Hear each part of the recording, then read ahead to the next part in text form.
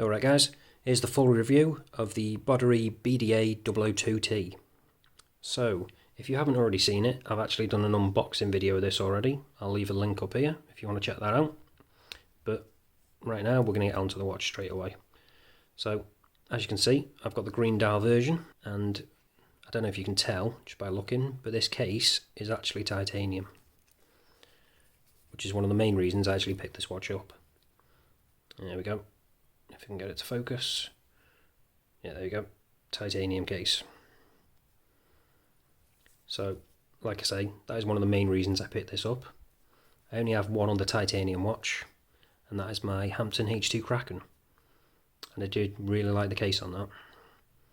You definitely notice the difference when it comes to the weight. Speaking of which, I haven't actually weighed this myself because I don't actually have anything to do it. But according to the listing, the weight of this is 69 grams. So you definitely notice the difference on wrist. It does feel really light. And looking at that case, it's fairly simple. Just brushed all over. Apart from, let's see if I can get this to pick up, just on the underneath of that bezel, it's got a slight polish around the edge. Just breaks it up a little bit. I do like the design on it. The notched bezel, I think it looks good. Definitely makes it look distinctive. I've not seen anything like this before. I don't know if it is an homage of anything. As far as I know, it isn't. Also, with this bezel, it is a fixed bezel, so it doesn't rotate. But that doesn't bother me. Like I say, I think it looks good. As you can see as well, got a signed crown. And we've also got on the back, which you probably saw when I turned around before, that lovely rotor. Skeletonized one with the Boderry branding as well as their logo as well, which I think is a nice touch. Matching the logo on the dial. I think they've done a really good job with this overall. As you can probably tell, we've got a nice sunburst effect on that dial, and we've also got applied indices as well, and they're all Lume too. So, with the crown on this, unusually, it isn't actually screw down. Because it says on the back that it's 50 meters water resistant. So you'd expect a screw down crown really. But we haven't actually got one here, which I thought was a little bit odd.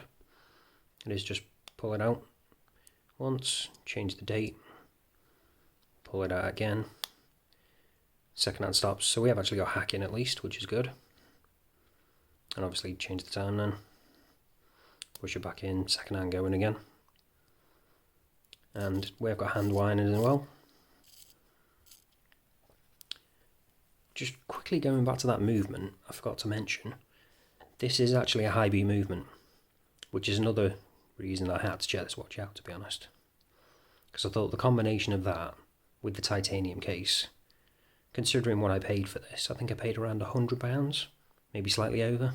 I thought that combination, for that price, it's a no-brainer.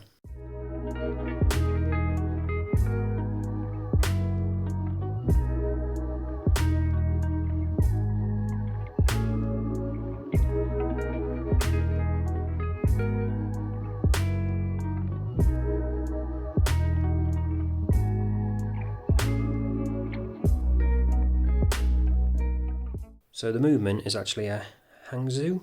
I think I'm pronouncing that right, might be wrong, but I'll leave it in the description anyway. 7 Series 7M01, and like I say, it's high beat movement. We've actually got a little bit of decoration on there as well, which is a nice touch, as well as that lovely rotor. They do actually do this watch in a few different variations. They do a stainless steel version of this as well as a skeletonized version in both titanium and stainless steel. They do loads of different dial combinations as well as different colour straps. I'll leave a link in the description if you want to check any of them out or pick one of them up. If you do want to pick one up, I would appreciate it if you could use my affiliate links, as it helps support the channel and helps me do more videos in the future. So, it's come that time. If you've watched my videos before, you'll know what's coming now. It's time to test whether we've got sapphire crystal on this, using the trusty Diamond Selector 2. So, let's see. And as you can see, yep, we have actually got sapphire crystal. Now, let's see if we've got it on the back as well.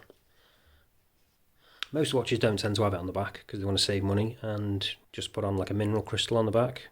But let's see what we're doing with this one. Now that is surprising. Like I say, you don't normally get sapphire crystal on the back of watches, as it's just not really something that's normally seen on the cheaper ones. But this one actually has it, which again is just another plus. So you've got sapphire crystal on front and back, titanium case, high beat movement, applied indices, nice leather strap, nice box as well. So like I say, this is an absolute steal, I think, at the price with those specs. Anyway, getting back to it, let's find out the measurements. So we've got a thickness of about 12mm, just under. We've got a diameter of 41.5 and a lug width of 20mm, with a lug to lug of about 50, just under. So slightly larger dimensions than some watches I've reviewed before, but nothing too big. So now the measurements are out of the way, let's check what the lume's like on this.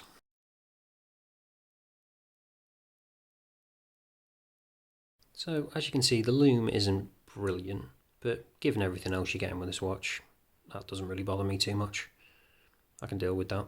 So all that's left to do now is to show it you on wrist. So this is what it looks like on my 7-inch wrist. Like I say, not a great deal of curvature to those lugs, so it does wear a little flat, but it's not too big a deal. Like I say, I tend to normally go for more curved lugs on my watches, but it wears pretty well otherwise. Like I say, slightly bigger than some watches I have, but just about right, I think, for my 7-inch wrist. I do like the way the light catches all those little notches in the bezel, as well as the dial, obviously, with that sunburst effect.